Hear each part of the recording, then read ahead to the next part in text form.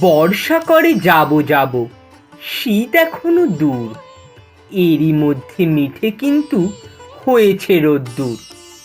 মেঘগুলো সব দূর আকাশে, পারছে না ঠিক বুঝতে ঝরবে নাকি যাবে উড়ে অন্য কোথাও খুঁজতে। থেকে থেকে তাই কি শুনি বুক কাঁপানো ডাক, হাঁকটা যতই হোক না জবর, মধ্যে ফাঁকির ফাঁক।